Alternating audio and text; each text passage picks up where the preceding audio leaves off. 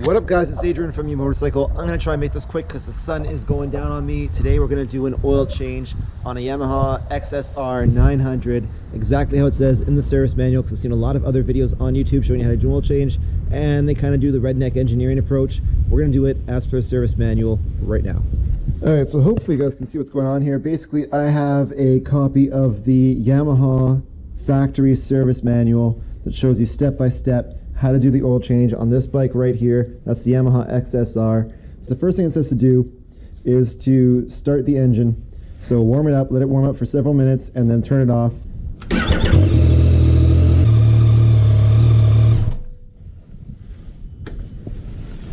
So the bike's warmed up, and the first step is to remove the cap. But before I do that, I just want you guys to pay attention to this little window right here. It's called the screen window, and it'll show you there's kind of a high and a low. Sort of hard to see. This is your low right here, and then that's your high. So as long as your oil level is between that, it means your oil level is good. Also, you can use this window to check the color of your oil. See how it's very dark? Should be a lot more gold than that. You guys will see it when I pour the new oil in. So first thing we're going to do, take note of your oil, take this cap off, put it somewhere you won't lose it.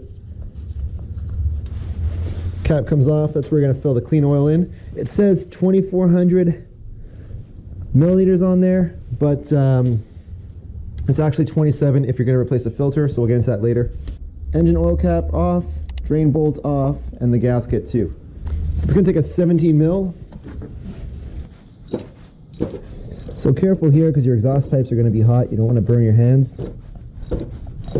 And when this drain bolt comes off, you're going to want to make sure the washer, see it's right there. The washer might fall into your oil, so don't lose that washer if you plan on reusing it. There we go.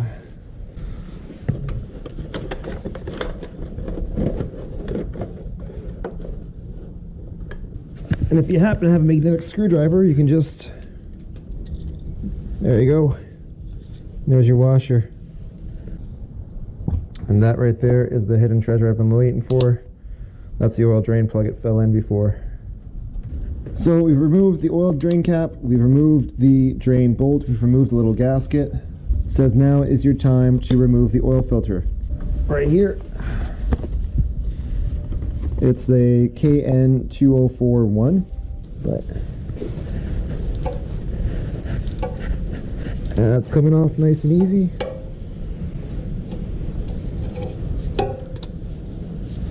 Yeah.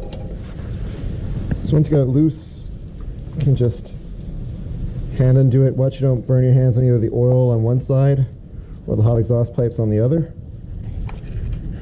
There you go. So you guys can see that's still draining slowly, very slowly, but it's still coming out. The next thing we want to do, grab your fresh filter, 10W40 semi-synthetic, and the idea is this O-ring right here, we want to lubricate it. And you're going to want to get some fresh lube and just basically rinse it around there. What I do is just stick your finger in there, tilt it over, get your finger nice and wet, and just lubricate the hell out of that. So after we've lubricated the O-ring, it says to tighten the new oil filter cartridge to specification with an oil filter wrench. The specification is 17 Newton meters. So what that means is, first we're going to put this on. I'm just going to get the first few threads on there.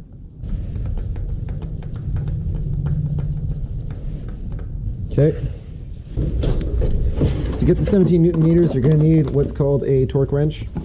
What a torque wrench does is it just stops you from either over-tightening or under-tightening something. If you tighten things too much, they're going to end up being seized on. You could damage the whole engine casing. If you don't tighten them enough, you're going to end up with leaks. So you want to make sure you have the right amount. A torque wrench will stop you, or actually will tell you before you've reached the tightness that you've set it for. So in our case, we're setting it to 17 foot-pounds. I'm going to spin this up. You should hear it make a sound once it gets to the right amount of torque.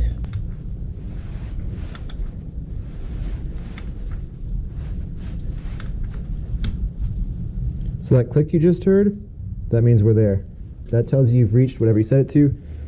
Next thing it says is to install the engine oil drain bolt and set that to 43 Newton meters. So obviously that's much tighter. 43. The nice thing about torque wrenches is that they are actually like super cheap. Well, The good ones are really expensive, but the cheap ones are promised about a 4% accuracy, which is still pretty good for what we need. So now that we've got our drain plug and we have our O-ring here, you're gonna wanna wipe that clean, make sure it's totally straight still. Sometimes these little washers could look warped. That's when you know you gotta replace it. This one here is still pretty dead straight and smooth. Grab your drain plug. Give that a good clean too. You're gonna wanna look for anything like worn metal shavings or anything on here, because a lot of times these are magnetic. Grab that washer, stick it over your drain plug. Grab your torque wrench. Okay, so it's gonna snap soon. Heard that? That was the sound.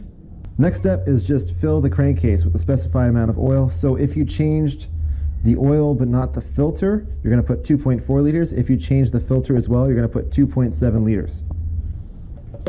So you put clean funnel in there and slowly pour this in. See how it's a much lighter color going in than it was coming out. Just under 2.5.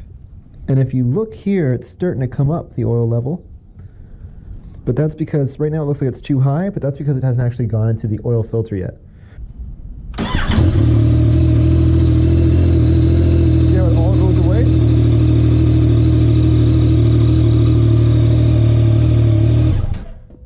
And then when we kill it, it all comes back, but it's too low. And just keep an eye on that window while you're doing this. And that's looking pretty much perfect, which is basically in line with what my bottle's telling me. We can put the cap back on. And the last thing you gotta do